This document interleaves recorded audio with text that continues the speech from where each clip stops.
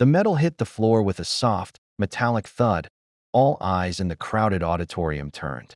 A silence cut through the buzz of conversation like a blade through still water. On stage, a young girl, barely 16, stood frozen, her hands trembling, her face flushed with disbelief. At her feet lay the medal, gleaming beneath the harsh stage lights. A man in a worn dress uniform, the rows of ribbons across his chest faded by sun and time, looked at her without flinching.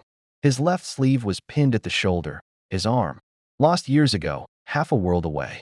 His eyes, however, were steady, kind, unmoved by the whispers that now spread like wildfire across the crowd. He had just given her his highest military honor, and she had dropped it, not by accident. She had let it fall. That a local ceremony meant to honor youth leadership had just turned into something else entirely. Earlier that morning, Sergeant Daniel Reese had debated whether to even attend. The invitation felt odd, a retired combat veteran being asked to present an award to a high schooler he'd never met. But when he saw the name on the program, Maya Collins, it stopped him cold. He had heard that name before. That Maya's father had served under him. Captain Elijah Collins, killed in Kandahar. Daniel had been there when it happened. He remembered the dust, the thunder, the radio going dead. He remembered carrying Elijah's body for over a mile under enemy fire. And he remembered promising to find his daughter one day, to make sure she knew what her father had died for. Now, here she was, eyes full of fire, a storm behind them. She hadn't smiled once through the event.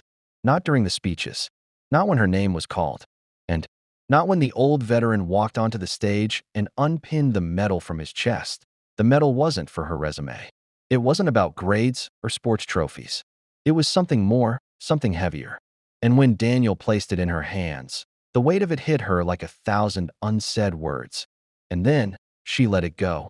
The auditorium held its breath. Point one. Teacher whispered, "How dare she?" Another murmured, "That's disgraceful." But Daniel didn't flinch. He didn't reach for the medal. He didn't correct her. Instead, he stepped forward, leaned close, and said softly, "I gave it to the right person." Maya's lip trembled. She tried to speak, but the words wouldn't come. Instead, she bent down, picked up the medal, and walked to the podium. Her voice, when it came, was uneven but fierce. "I didn't drop this out of disrespect. I dropped it because I don't feel worthy of it. Because this medal belonged to my dad. And the man who just gave it to me carried him home when no one else could." Gasps rippled through the crowd. Maya looked back at Daniel. Her hands clutched the medal now like something sacred. "I've spent my whole life angry that my dad never made it to a single birthday. That war took him, that no one remembered. But today I realized someone did."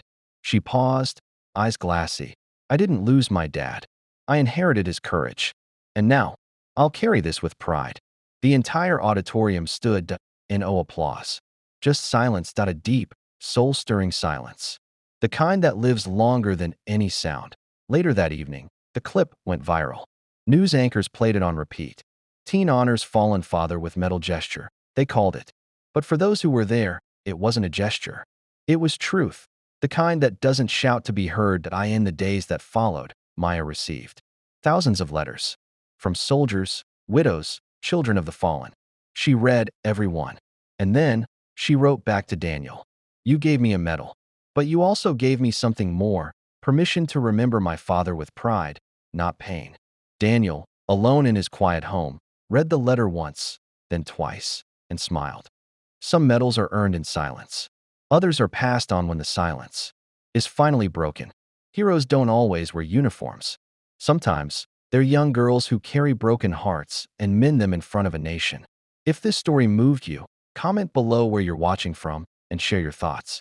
Don't forget to subscribe for more powerful stories of courage, honor, and the silent heroes who live among us.